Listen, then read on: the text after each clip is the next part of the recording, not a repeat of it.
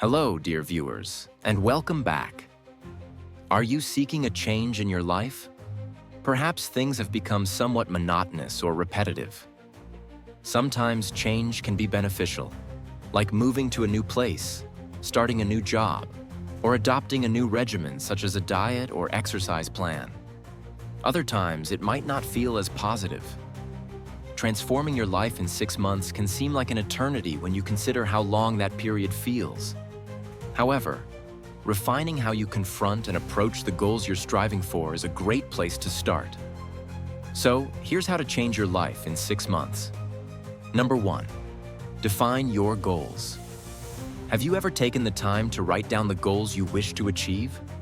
This might sound like an obvious first step, but a study conducted by Mark Murphy revealed that neuroscientists have found writing down your goals makes them easier to visualize.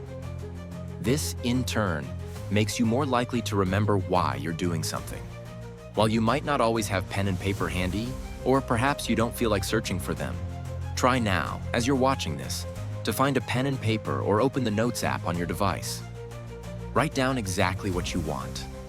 One big goal that sits at the very top. This should be the most significant thing on your mind. The reason you clicked on this video. For example, if you aim to become the strongest person in the world, you might list 3 core steps such as exercising every day, eating healthier, and finding a trainer. These steps might seem challenging and time-consuming, possibly requiring significant money and effort to achieve. Break them down further. For exercise every day, you could add subpoints like search for a good gym, do 5 crunches in the morning and 5 at night, or borrow weights from a friend. Now write a few steps on how to get there. Start with 3 steps, ensuring these smaller goals are the tiniest actions you can begin immediately. This can help your brain visualize attainable steps rather than perceiving them as impossibly out of reach. By grounding them, you'll notice that breaking your ultimate goal into pieces provides a starting point for you to begin. Number 2, start small and be forgiving. This time will be different. I'm going to do it perfectly. If you find yourself striving for perfection, telling yourself this can sometimes hinder your success before you even start. Ouch. If you've ever made a New Year's resolution or know someone who has, burnout or fatigue can be relentless, leaving you feeling that if you slip up on your promise, the entire effort is ruined. Maybe you're starting a new diet but slip once and think you might as well abandon the whole plan. Sticking to a plan doesn't mean executing it flawlessly every time. Understanding your own limits and recognizing what you're likely or unlikely to do can help you make decisions for yourself. Let's say you want to wake up early. It won't be very helpful to set your alarm for 6 a.m. if you went to bed at midnight the night before.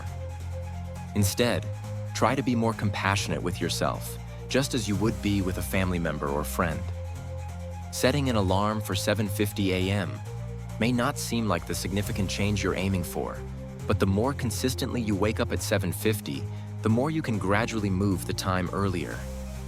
Once your new wake-up time becomes 7:50, it's 10 more minutes of success compared to waking up at 8 a.m., feeling disappointed for not meeting your goals.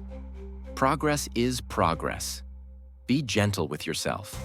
Number 3, celebrate your growth and understand your setbacks. Every achievement you make should be celebrated, right?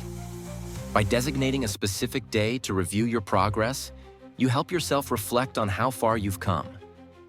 You'll notice your daily or weekly tasks are turning into routines and that you've made visible changes. As your mistakes start to diminish, you'll feel ready to take on more challenges. By convincing your brain that very difficult tasks are part of your everyday life, you're actively increasing the amount of change you can introduce into your life. You might find that you've been exercising for 20 minutes instead of the 5 minutes you initially promised. If you realize it's something you can maintain, take pride in your success. On the flip side, if you notice you're skipping daily habits or steps occasionally, analyze why they're not quite working. Be honest with yourself. Is it too boring, too hard, confusing, or are you simply short on time? The answers will help you adjust these goals to better suit you. Once the 6-month period has passed, you'll find that instead of having just a few weeks or months of intense progress that abruptly ends in disappointment, you're making steady strides toward a goal you've designed, nurtured, and worked toward all by yourself. What are some of the goals you'll be working on over the next 6 months? Feel free to leave a comment below with your thoughts, experiences, or suggestions. If you found this video helpful, be sure to hit the like button and share it with others who might need to hear this. Don't forget to subscribe and click the notification bell for more new videos. Thanks for watching.